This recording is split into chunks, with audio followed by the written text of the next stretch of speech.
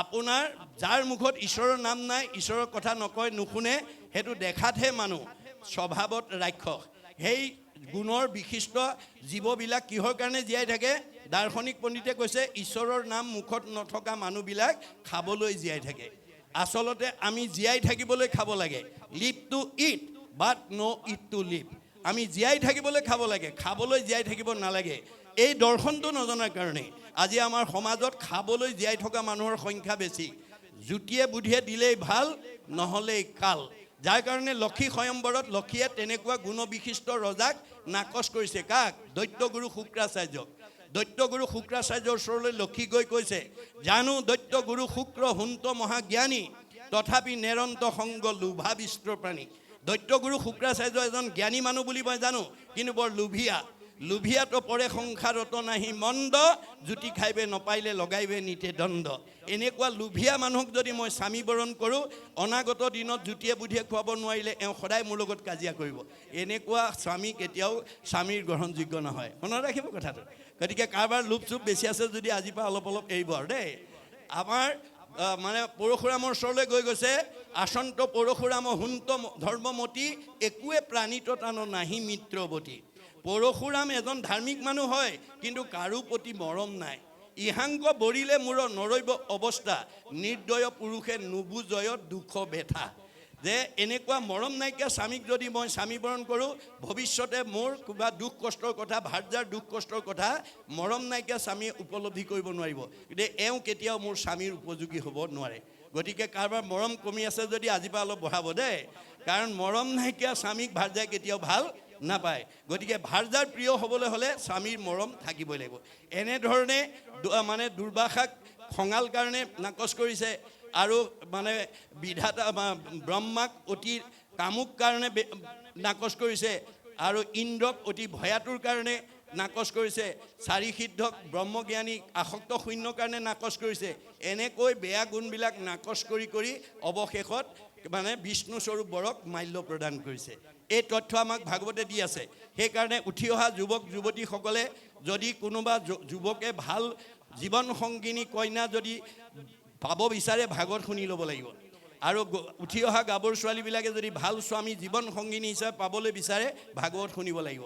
ভাগৱতৰ বিনা জীৱনশৈলীৰ পথ আমি কোনেও মানে আৱিষ্কাৰ কৰিব নোৱাৰিম। গতিকে ভাগৱতত আমাৰ সকলো জীৱনশৈলী, জীৱন পদ্ধতিৰ নিয়মবিলাক দিয়া আছে। সেইকাৰণে মই এই আপাহতে আহ্বান জনাইছোঁ। আৰু তাৰপিছত কৈছে, আছিলন্ত শান্ত এক দ্বিজ মহাজন, কৃষ্ণৰো পৰম প্ৰিয় ভকত শোভন। সেই মিথিলা নগৰত এজন বিপ্ৰ আছিল, জিঢ় আছিল, ব্ৰাহ্মণ আছিল। তেওঁ কি বুলি কৈছে যে তেওঁ মহাজন, তেওঁ এজন শান্ত প্ৰকৃতিৰ মানুহ, আৰু তেওঁ মানে কৃষ্ণৰো পৰম প্ৰিয় ভকত শোভন। আপুনি যদি ঈশ্বৰৰ প্ৰিয় হ'ব পাৰে, আপোনাৰ চেহেৰা ভাল হ'বই, আপোনাৰ মন আনন্দত থাকিবই, আপোনাৰ পৰমায়ুস বাঢ়িবই। মনত ৰাখিব কথাটো। আপুনি ঈশ্বৰৰ প্ৰিয় হ'ব লাগিব। আৰু ঈশ্বৰৰ প্ৰিয় হ'বলৈ হ'লে আমি কি কৰিব লাগিব? যিটো নাম লয় হৰি তাৰ হয়, ই কোনো ৰহস্য বৰে। আপুনি ঈশ্বৰৰ প্ৰিয় হ'বলৈ হ'লে ঈশ্বৰক আপোনাৰ ঘৰত ৰাখিব লাগিব। ঘৰ দুখন, এখন আমাৰ এই মনুষ্য দেহটোকো ঘৰ বুলি উদ্ধৱক চিনাকি কৰি দিছে। মোহৰ সেৱাৰ যোগ্য মনুষ্য শৰীৰ, ইহাকে বুলিয়ক গৃহ জানা মহাবীৰ। এইখন এখন ঘৰ। প্ৰথম আপুনি এইখন ঘৰত কৃষ্ণক ৰাখিবলৈ হ'লে কৃষ্ণৰ নাম ল'ব লাগিব। যেই নাম সেই হৰি, জানা নিষ্ঠ কৰি নামৰ সংগ নচাৰন্ত হৰি। আপোনাৰ লগত কৃষ্ণ চৈতন্য হৈ আছে নে জড় হৈ আছে, আপুনি ভাগৱত শুনিলে বুজি পাব। যাৰ কৃষ্ণ চবতে আছে, কিন্তু কাৰোবাৰ ঘৰত জড় হৈ আছে, আৰু জ্বৰৰ অৱস্থাত থকাসকল জীয়াতে মৰা বুলি কৈছে। সেইকাৰণে কপিলে মাকক কৈছে, মা তুমি জীয়া মানুহৰ দৰে থাকিবলৈ চেষ্টা কৰিবা। মাকে কৈছে, বোপাই মৰা মানুহ আছে নেকি? মা, মৰা মানুহৰ সংখ্যাই পৰিয়ালত, সমাজত, পৰিৱেশত বেছি। কোনবিলাক মৰা মানুহ? সাধুৰ সংগে কৃষ্ণ কথা নুশুনে যি নৰ, জীৱন্ততে মৰা সিটো অধম পামৰ। আজিৰ দৰে সাধুৰ সংগত আহি মনত আনন্দ লগা কথা যি নুশুনে, সি মনত বেয়া লগা কথাই শুনিব লাগিব। গতিকে ভগৱন্তৰ সৃষ্টিত দুটা, এটা ভাল এটা বেয়া, এটা দিন এটা ৰাতি, এটা পোহৰ এটা আন্ধাৰ, এটা ভক্তি এটা মায়া, তপ্তু বতুম দুটাৰ ভিতৰতে আমাৰ জীৱক লৈ আনন্দ কৰি আছে। গতিকে আজিৰ দৰে মন ভাল লগা কথা শুনিবলৈ যি নাহে, সি মন বেয়া লগা কথাই শুনিব লাগিব। যাৰ মনটো বেয়া লাগি থাকে সি জীয়াতে মৰা।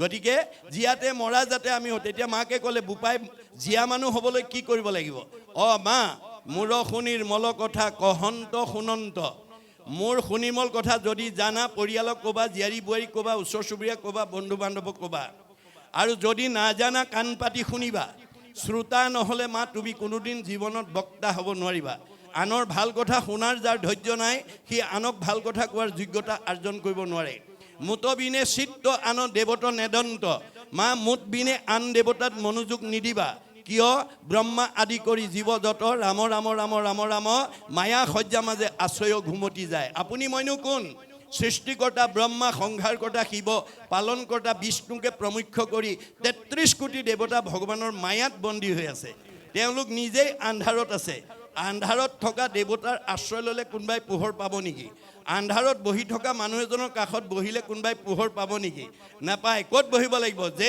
মাং প্ৰপদন্তে মায়া মেতাম তৰন্তিতে মই পোহৰ মই শাশ্বত মই সনাতন মই ব্ৰহ্ম মোৰ কাষত যেতিয়ালৈকে আশ্ৰয় নল'বা তেতিয়ালৈকে মোৰ সৃষ্ট অজ্ঞান আন্ধাৰ দুখ কষ্টতে তুমি ভোগ কৰি থাকিব লাগিব আৰু মোত আশ্ৰয় লোৱাৰ লগে লগে পৰম আনন্দ আহি মনত মিলয় তেবে তাকো আৰু তিনি তাপে নোচোৱায় আমি যেতিয়ালৈকে ভগৱন্তৰ আশ্ৰয় ল'ব নোৱাৰিম তেতিয়ালৈকে এই তিনিটা লেয়াৰৰ ভিতৰতে আমাৰ জীৱ ঘূৰি থাকিব লাগিব পুনৰপি জনমম পুনৰপি মৰণম পুনৰপি জনমম পুনৰপি মৰণম এই জন্মত নহয় অহা জন্ম নহয় পৰজন্ম কোটি জন্মত হ'লেও আজিৰ দৰে পৰিৱেশলৈ আহি ভাগৱত শুনি যেতিয়ালৈকে মন পবিত্ৰ কৰিব নোৱাৰিব তেতিয়ালৈকে জীৱ সংসাৰ চক্ৰত ঘূৰিয়েই থাকিব এয়াই হৈছে ভাগৱত দৰ্শন এই কথাখিনি জানিবৰ কাৰণে বুজিবৰ কাৰণে আৰু উঠি অহা প্ৰজন্মক বুজাবৰ কাৰণে আমি প্ৰত্যেকে যদি অকণমান কায়িক মানসিক বৌদ্ধিক আৰ্থিকভাৱে ত্যাগ কৰিব পাৰোঁ এয়া হ'ব আমাৰ অক্ষয় পুণ্য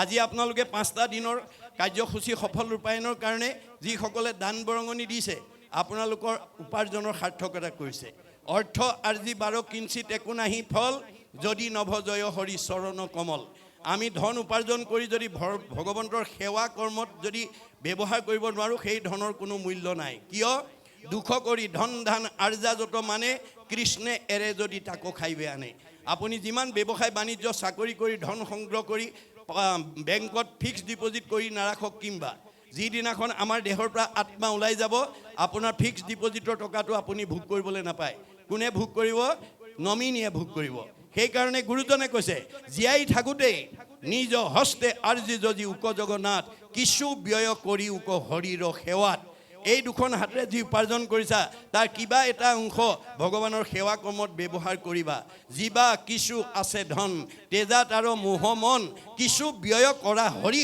অৰ্থে ভগৱানে যি দিছে তাতে মোহগ্ৰস্ত হৈ নাথাকিব দিল খুচিকৈ পবিত্ৰ অন্তৰে দিবা তেবে সে ভকতি বাঢ়ে মাধৱত প্ৰেম চৰে তেবে ধন নাযায় তাৰ ব্যৰ্থে এই 5 দিনীয়া কাৰ্যসূচী সফল ৰূপায়ণৰ কাৰণে যিসকলে দান বৰঙণি দিছে এয়া ব্যৰ্থ হৈ যোৱা নাই এক গুণ লগাইলে অনন্ত গুণ হয় নাজানি মুগুধ হবে ধন সাঞ্চিত হয় এই কথাটো নজনা মানুহে ভাল কামত পইচা খৰচ কৰিবলৈ ইচ্ছা নকৰে ফলত কি হয় ভগৱানে কৈছে শাকত নেখাই লোন পিটিকাত যাব 3 গুণ মোৰ কামত যদি কোনোবাই দিবলৈ মানে ইচ্ছা নকৰে তাৰ বেয়া কামত মই 3 গুণ খৰচ কৰাই দিম ধন সাঞ্চি যিটো বিষ্ণু বৈষ্ণৱক নেদৈ গৃহাগত ভৈলে তাকো নাই বুলি খেদৈ মাধৱৰ নাম লৈয়া বৈষ্ণৱ বোলাৱে হেনয় জনক দণ্ড দিয়ন্ত মাধৱে মই দিয়া ধন থাকি মোৰ কামত বিচাৰি গ'লে যদি কোনোবাই নিদিয়ে আদৰণি সমিতিহে জানিব কোনে কোনে ঘূৰাই পঠিয়াইছে গতিকে তেওঁ বৈষ্ণৱেই হওক বা অবৈষ্ণৱেই হওক তেওঁক মই দণ্ড দিমেই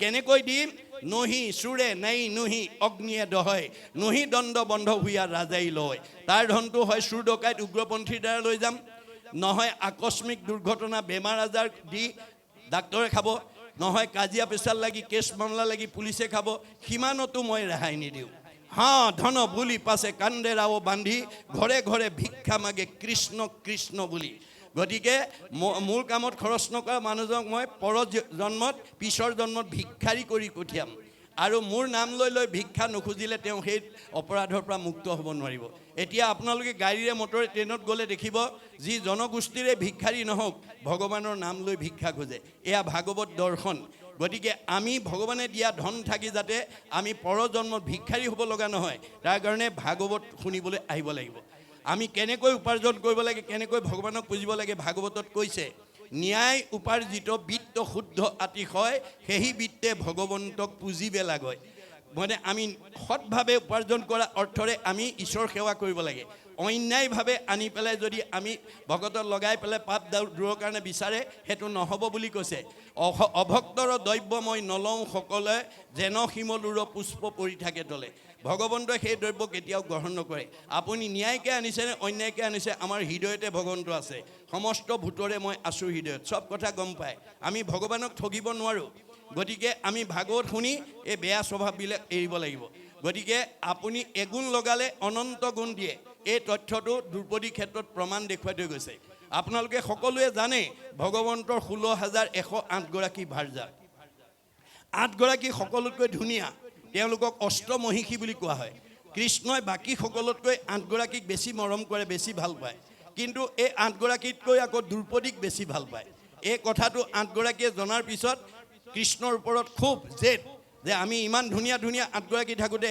এওঁ আকৌ দ্ৰুপদীকো ভাল পায় গতিকে কোনে কি ভাবে ভগৱন্তই জানে এওঁলোকে মানে মই দ্ৰুপদীক কিয় ভাল পাওঁ এই কথাটো যদি বাস্তৱ উদাহৰণৰ দ্বাৰা এওঁলোকক যদি দেখুৱাই সংস্কাৰ কৰিব নোৱাৰোঁ অনাগত দিনত এওঁলোকে মোক এই কথা লৈয়ে জেদ কৰিব খুব কৰিব গতিকে 8 গৰাকীক সংস্কাৰ কৰি দিয়া উদ্দেশ্যে ভগৱন্তই তৎক্ষণাৎ মানে এটা কৰ্ম আঁচনি যুগুত কৰি অস্ত্ৰ পৰিচালনা কৰি আছে অষ্টপ আৰু দ্ৰুপদীক আমন্ত্ৰণ কৰিছে অস্ত্ৰ পৰিচালনা কৰি থাকোঁতে হঠাৎ অস্ত্ৰ লাগি আঙুলি কাটি তেজ ওলালে কৃষ্ণৰ আঙুলি তেজ ওলোৱা দেখি 8 গৰাকীয়ে ফটা কাপোৰ বিচাৰি ভিতৰ সোমালে সেই সময়তে দ্ৰুপদী আহি তেওঁৰ সন্মুখত উপস্থিত হ'ল আৰু কৃষ্ণৰ আঙুলি তেজ ওলোৱা দেখি তেওঁ অকণো অপেক্ষা নকৰি পিন্ধি যোৱা শাৰীখনৰ আঁচল এটা ফালি তৎক্ষণাৎ কৃষ্ণৰ আঙুলি বান্ধি তেজ ৰাখি দিলে 8 গৰাকীয়ে ফটা কাপোৰ লৈ আহি দেখে কৃষ্ণৰ আঙুলি দ্ৰুপদীয়ে বান্ধিলেই ভালেতো এওঁক ভাল পায় সেইদিনাহে বুজি পাইছে কিয় ভাল পায় অৰ্থাৎ কৃষ্ণই দৈহিকভাৱে নহয় ভক্তিত ভাল পায় গতিকে তেওঁলোক সংস্কাৰ হ'ল কিন্তু দ্ৰুপদীয়ে এটুকুৰা বস্ত্ৰ ধাৰ লাগিল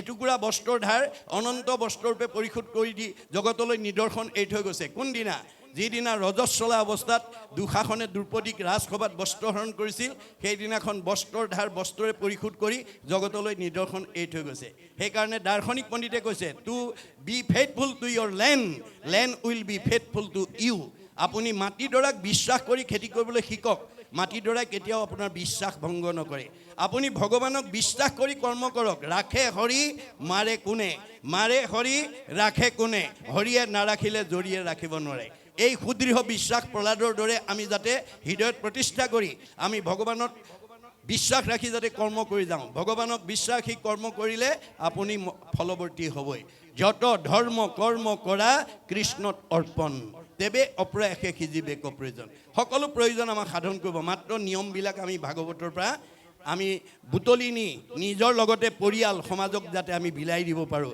তাৰ প্ৰতি আমি গুৰুত্ব দিব লাগিব তাৰপিছত কৈছে নামে শ্ৰুতদেৱ মহাজনত প্ৰখ্যাত শ্ৰৱণতে ঈশ্বৰকো কৰিলা সাক্ষাৎ সেই মিথিলাৰ যিজন দুখীয়া মানুহ সেইজনে কৃষ্ণৰ কথা শুনিয়েই কৃষ্ণক সাক্ষাৎ কৰিবলৈ সক্ষম হ'ল গতিকে এই তথ্যটো আমাক আমাৰ ব্ৰজধামৰ গোপীসকলৰ ক্ষেত্ৰত আমাক দেখুৱাই থৈ গৈছে আপোনালোকে জানে কুৰকংশক বধ কৰিবৰ কাৰণে অসুৰে যেতিয়া কৃষ্ণ বলৰামক ব্ৰজধামৰ পৰা আনিবলৈ গৈছিল ব্ৰজৰ গোপীসকলে পঠাব খোজা নাছিল কিন্তু অসুৰে ক'লে হে গোপী সমস্ত কুৰকংশৰ অত্যাচাৰত মথুৰাবাসী ত্ৰাহি মধুসূদন দেখিছে কেইটামান দিনৰ কাৰণে কৃষ্ণক মোক দিয়া কংসক বধ কৰাৰ পিছতে তোমালোকৰ ইয়ালৈকে আকৌ ঘূৰাই পঠিয়াম অসুৰৰ কথাত বিশ্বাস কৰি কৃষ্ণ বলৰামক পঠালে ধনুযজ্ঞ ভংগ কৰি কৃষ্ণ মানে কংসক বধ কৰিলে কিন্তু গকুললৈ আৰু ঘূৰি নগ'ল যাৰ কাৰণে গকুলৰ ব্ৰজসকলে কৃষ্ণৰ বিৰহত কান্দি কান্দি খোৱা বোৱা এৰি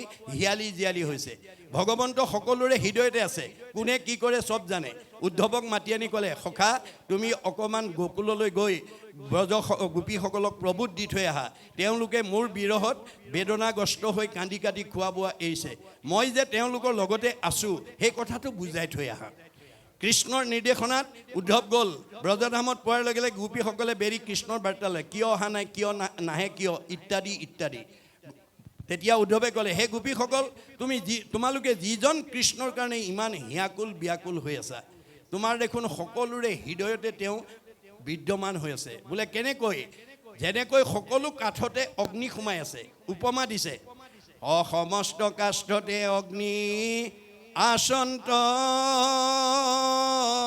বিআপি অঘৰিখন বিনেতাংক নেদেখে তথাপি।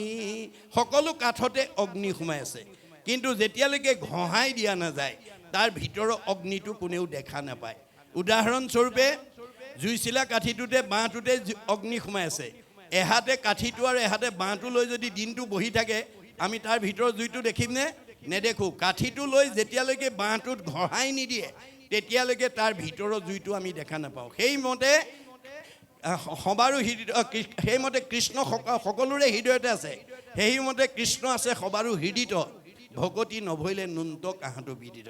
আমাৰ সকলোৰে হৃদয়তে কৃষ্ণ আছে, কিন্তু আজিৰ দৰে যদি আমি ঈশ্বৰৰ কথা শ্ৰৱণ কীৰ্তন নকৰোঁ আমি প্ৰত্যেকৰ হৃদয়ৰ কৃষ্ণ কথা উপলব্ধি কৰিব নোৱাৰোঁ। যাৰ কাৰণে আজি আমাৰ বহুতে এজনে আনজনক আঘাত পোৱাকৈ কথা কয়, মনত দুখ দিয়াকৈ কথা কয়। গতিকে আমি যেতিয়া কৃষ্ণ সকলোৰে হৃদয়তে আছে বুলি জানিম সেইদিনা আৰু আমাৰ সেই ব্যৱহাৰ তেনেকুৱা নহ'ব।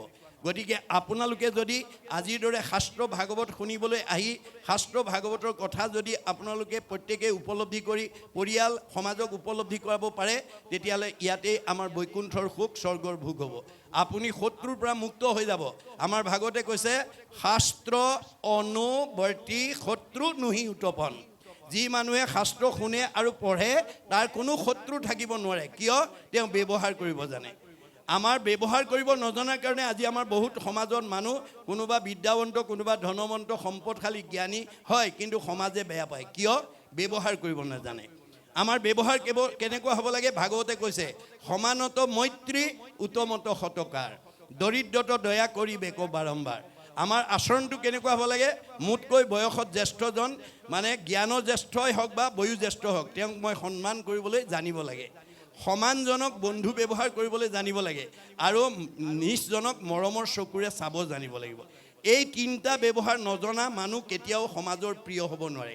সমাজে যাক বেয়া পায় ঈশ্বৰেও তাক বেয়া পায়। গতিকে আমি ঈশ্বৰৰ প্ৰিয় হ'বলৈ হ'লে সমাজৰ আমি প্ৰিয় হ'ব লাগিব। এই কথা আমাক ভাগৱতে দি আছে। আজি আমাৰ এই ব্যৱহাৰৰ কাৰণে আজি আমাৰ সমাজত বিশৃংখল হৈ থাকে, ব্যৱহাৰ কৰিব নজনাৰ কাৰণে। গতিকে আমাৰ ভাগৱতে ব্যৱহাৰ কৰিবলৈ দিছে, আৰু আমাৰ ভাগৱতত নিয়ম বান্ধি দিছে। আমাৰ এই জীৱনটো সুন্দৰভাৱে মানে কোনো বেমাৰ আজাৰ নোহোৱাকৈ সদায় আনন্দত থাকিবৰ কাৰণে আমাক 8টা সদাচাৰ নিয়ম ভাগৱতে বান্ধি দিছে। 8টা সদাচাৰ নিয়ম যি জানিব বুজিব আৰু পালন কৰিব তেওঁ আয়ুস বৃদ্ধি কৰিব পাৰিব, তেওঁ শৰীৰ সুস্থ হৈ থাকিব, মন আনন্দ হৈ থাকিব। গতিকে তেওঁ জীৱন মানে প্ৰয়াণৰ পিছত গতি পাব। এই তথ্য আমাক ভাগৱতে দিছে। কি 8 প্ৰকাৰ সদাচাৰ? কায়ৰ সদাচাৰ, বাক্যৰ সদাচাৰ, মনৰ সদাচাৰ, গমন সদাচাৰ, শৌচ সদাচাৰ, অন্ন সদাচাৰ, স্নান সদাচাৰ, শয়ন সদাচাৰ। এই 8 প্ৰকাৰ সদাচাৰ মানি চলাৰ কাৰণে শংকৰ মাধৱৰ দিনত কেইবাজনো আতা পুৰুষে তেওঁলোকৰ ওচৰতে গৈ ভাগৱত ব্যাখ্যা শুনিছিল। গতিকে ভাগৱত ব্যাখ্যা শুনাত তেওঁলোকৰ এটা চাৰিত্ৰিক বৈশিষ্ট্য আছিল। গুৰুতকৈ শিষ্য সিয়ান, খুচৰি খুচৰি লয় জ্ঞান। নজনা কথাবিলাক চব শিকি ল'লে। শিকাওঁতা মাধৱদেৱে 107 বছৰ জীয়াই থাকিলে, শিকাওঁতা শংকৰদেৱ 120 বছৰ জীয়াই থাকিলে, তেওঁলোকৰ পৰা শিক্ষা লোৱা বদলা আটাই 130 বছৰ, ৰাম আটাই 140 বছৰ, মথুৰা দাস আটাই 151 বছৰলৈ আয়ুস বঢ়ালে। গতিকে ভগৱানে দিয়া বয়স 100 বছৰ। আমাৰ প্ৰত্যেককে ভগৱানে 100 বছৰ দিছে। মনুষ্যৰ আয়ুসত বৰিষ সংখ্যাত আমাক প্ৰত্যেককে 100 বছৰ দিছে, কাকো কমাই দিয়া নাই। তৎসত্ত্বেও আজি আমাৰ বহুত উঠি অহা প্ৰজন্ম আমাৰ মাজৰ পৰা 100 বছৰ ভোগ কৰিবলৈ নোপোৱাকৈ আগতীয়াকৈ গুচি গৈছে। কিয়? ভাগৱত তেওঁলোকে নুশুনে, নপঢ়ে, নাজানে, ভাগৱতৰ নিয়ম নাজানে। গতিকে আপুনি যেতিয়ালৈকে ভাগৱতৰ নিয়ম নামানিব তেতিয়ালৈকে ভগৱানে দিয়া 100 বছৰ আমি ভোগ কৰিবলৈ নাপাম। গতিকে সেইকাৰণে আমাক 8 প্ৰকাৰ সদাচাৰ আছে। অৰ্জুনক কৈছে, অৰ্জুন তুমি জীৱশ্ৰেষ্ঠ মানুহ হিচাপে তোমাক মই জন্ম দিছোঁ, তুমি ইন্দ্ৰিয় সংযম কৰিবা আৰু মন সদাচাৰত ৰাখিবা, তেতিয়াহে তোমাৰ জীৱনৰ সাৰ্থকতা হ'ব। অৰ্জুনেতো প্ৰতিবাদ কৰিছে, কি বুলি? হেন শুনি অসন্তোষ কৰন্ত অৰ্জুন ইন্দ্ৰিয়ক বশ্য কৰি বাক পাৰে কোনো। কাৰ খাদ্য আছে ইন্দ্ৰিয়ক বশ্য কৰিব? মনক নাই নাই, এইটো মোৰ কাৰণে কেতিয়াও গ্ৰহণযোগ্য প্ৰস্তাৱ নহয়। এতিয়া কৃষ্ণই হাঁহি পেলাই ক'লে, কৃষ্ণে বোলে সখী তুমি নকৰিবা ভয়, অভ্যাসতে ইন্দ্ৰিয় বশ্য আপুনি হয়। ভয় নকৰিবা, তুমি অভ্যাস কৰা। গতিকে আজি আপোনালোকে নিজকে সোধক, অহাৰ পৰা কটখনত বহি আছে, যোৱাৰ সময়লৈকে বহি থাকিব। অকলে ঘৰত ইমান সময় কট এখনত বা চকী এখনত অকলে বহি থাকিব পাৰিলেহেঁতেন নে? নোৱাৰে। কোনে বহুৱাইছে আজি, কিয় বহিছে, এই ৰহস্য আমি ভেদ কৰিব লাগিব। আমাৰ বেদত কৈছে স্ব পৰম অনুৰক্তি ঈশ্বৰেই ভক্তি। আজি ইয়াত বহি থকা সকলে ঈশ্বৰৰ কথা জানিবৰ কাৰণে, শুনিবৰ কাৰণে, বুজিবৰ কাৰণে এটা আগ্ৰহ লৈ বহি আছে। এই আগ্ৰহে আমাক 6টা প্ৰমোচন দিব, মনত ৰাখিব। আগ্ৰহ, ৰতি, প্ৰীতি, ভক্তি, শান্তি, 6 নম্বৰত মুক্তি। এই স্তৰলৈকে আমি আগুৱাই যাবই লাগিব, নহ'লে সংসাৰ চক্ৰত ঘূৰি থাকিব লাগিব। গতিকে আমি আগ্ৰহেৰে ঈশ্বৰৰ কথা শুনিলে আপুনি ৰথ হৈ যাব। আপোনাৰ শৰীৰলৈ কোনো মানে দুখ বেদনা আহিব নোৱাৰে। কাৰোবাৰ কঁকাল বিষ আছে যদিও, ভৰি বিষ আছে যদিও আহিব নোৱাৰে। কাৰণ অৰ্জুনক কৈছে শৰীৰত চাহি শ্ৰেষ্ঠ যত ইন্দ্ৰিগণ, ইন্দ্ৰিয়ত কৰি শ্ৰেষ্ঠ জানিবাহা মন, মনত অধিক বুদ্ধি কহিলোঁ তোমাক, সবাতো অধিক শ্ৰেষ্ঠ আত্মা বুলি যাক। আত্মাত ৰহিলে মন বিষয় উদাস, আপুনি হৈবেক নাশ কাম অভিলাষ। হে অৰ্জুন, তোমাৰ শৰীৰটোতকৈ ইন্দ্ৰিয়বিলাক শ্ৰেষ্ঠ, ইন্দ্ৰিয়বিলাকতকৈ মন শ্ৰেষ্ঠ, মনতকৈ আত্মা শ্ৰেষ্ঠ, আত্মাতকৈ আৰু মানে আত্মাত যেতিয়া তোমাৰ মন মানে অধিষ্ঠিত কৰিব পাৰে, তোমাক আৰু কোনো বিষয়ে দুখে স্পৰ্শ কৰিব নোৱাৰে। গতিকে আজি আপোনালোকৰ 10টা ইন্দ্ৰিয় ভাল আছে কাৰণে আহিলে। 10টা ইন্দ্ৰিয় ভাল থাকিলেও আহিব নোৱাৰে। যদি মনে কয় নাই নাই এতিয়া ৰাতিখন গৈ ভাগৱত শুনিব নোৱাৰোঁ, কষ্ট হ'ব, এইবুলি যদি মনে কয় আহিব নোৱাৰে। মনে আহি গ'ল, অহাৰ পিছতো কিন্তু মন ইমান চঞ্চল যে ভাগৱত আলোচনা হৈ থাকোঁতে অন্য চিন্তা কৰি আছে। ঘৰত এৰি থৈ অহা ল'ৰা ছোৱালীকেইটাৰ কথা, ঘৰত এৰি থৈ অহা এটা ব্যৱসায় কথা, অহাকালিলৈ কিবা কাম বনৰ কথা ইত্যাদি ইত্যাদি। তেতিয়া কিন্তু আমাৰ বুদ্ধিয়ে ক'ব লাগিব, ঐ মন, ৰাতিপুৱা শুই উঠাৰ পৰা গধূলা খোৱালৈকে, জন্মৰ পৰা আজি তাৰিখলৈকে সদায় ধন টকা পইচা, ইন্দ্ৰিয় সুখ বুখ, পৰিয়াল পোহপালনৰ কথা সদায় চিন্তা কৰি আছোঁ। আজি কিমান ভাগ্যৰ মূৰত ভকতৰ সংগত বহি স্বাদত অমৃতময় পৰম আনন্দ ৰস পান কৰি জন্ম জন্মান্তৰ কাৰণে অক্ষয় পুণ্য অৰ্জন কৰি জীয়াই থাকোঁতে শান্তি আৰু মৰিলে সদগতি পোৱাৰ পথ পাইছোঁ, তই অকণমান ধৈৰ্য ধৰ। এই বুলি মনক মানে ধৈৰ্য ধৰাই বুদ্ধিয়ে আত্মাত নি থ'ব লাগিব। আত্মা ক'ত আছে? উদ্ধৱক যাবৰ সময়ত কৈছে, উদ্ধৱে কৈছে প্ৰভু তুমি অকলে গুচি গ'লে নহ'ব। দেৱকাৰ্য সাধন কৰি কৃষ্ণ যেতিয়া যাব ওলাইছে, উদ্ধৱে আপত্তি কৰিছে, প্ৰভু তোমাৰ লগত মোৰ 5 বছৰ বয়সৰ পৰাই নিবিড় সম্পৰ্ক, তুমি মোৰ বৰদেউতা পুত্ৰ বসুদেৱৰ ল'ৰা, মই তোমাৰ খুৰাৰ পুতেক দেৱভাগৰ পুত্ৰ মই উদ্ধৱ, বংশৰ ফালৰ পৰা তুমি মোৰ ককাই ভাই, ভক্তিৰ ফালৰ পৰা তুমি মোৰ আৰাধ্য দেৱ। গতিকে তুমি মোক অকলে এৰি থৈ গ'লে নহ'ব, তুমি মোক লগত লৈ যাব লাগিব, তোমাৰ অবিহনে মোৰ এই জগত অন্ধকাৰময়। এতিয়া কৃষ্ণই হাঁহি পেলাই ক'লে, সখী তুমি ঠিকেই কৈছা, কিন্তু মই যদি তোমাক মোৰ লগত লৈ যাওঁ তেতিয়াহ'লে মই যি লক্ষ্য আৰু উদ্দেশ্য লৈ পৃথিৱীলৈ আহিছিলোঁ সেই লক্ষ্য আৰু উদ্দেশ্য ভ্ৰষ্ট হৈ যাব। কিয়? তুমি আমি দুয়ো গৈলে মিলিব অনৰ্থ, লুপ্ত হৈব জ্ঞান ইটো ভকতিৰ পথ। ভকতক যদি ভগৱন্তই লৈ যায় ভক্তিৰ পথটো বন্ধ হৈ যাব। ফলত কি হ'ব? অধৰ্মে পিৰিব লোক যাইবে অধুগতি, ভকতিক ৰাখি তুমি থাকিও সম্প্ৰতি। তুমি ভক্তিৰ পথ প্ৰৱৰ্তন কৰি থাকিব লাগিব। গতিকে মোৰো এই মহাবাক্য নচাৰিবা তুমি, শ্ৰৱণ কীৰ্তন প্ৰৱৰ্তাই থাকা তুমি।